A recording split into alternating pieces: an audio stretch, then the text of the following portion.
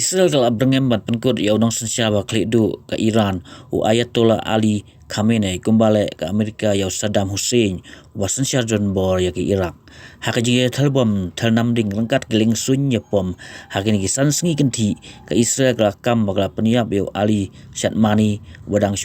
syatung kumuha sipai tang sau sengi hadin belau shimti na kejing syak peniap ubah haswa jong u. Ka Israel ka khruit hakanong ba Tehran ka Iran berkiwe jaka kibadon ki kitam sinatir ni thma ban nuclear hak juga por ka Iran ka pen pai kala da ba tel da ki namding ya ka Israel bat jula bun ki jingtai bat ki jing ban saw nor ki bayap hak Tel Aviv Jerusalem bat kiwe jaka kijing ya kun thma ka Israel bat ki Iran ka nang khluit hak ba baro al yang kila beteng man ya tel mal keleng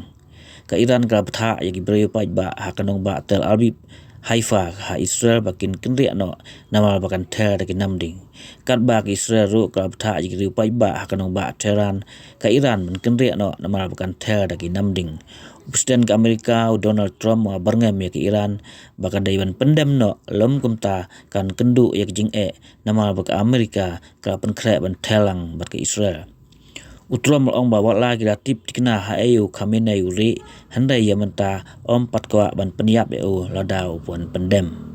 kat kum bijing tip Khamenei la ban petre ya de Rusia handai kadon pat ka khubol ba uri apo ka thleu bongkar apo khendeu ka bajleu ba reben ba ka basna kerpang haba ki namding ru kimla ban ksam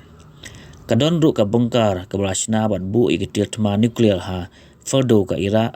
Iran hakaba ke Israel ka siam jing ban kesam bat kadon kam da ki ling ya pom B2 ke Amerika ban kesam kani ki bongkar ke basna ke Iran ka jeleu kum bak khandai pau mita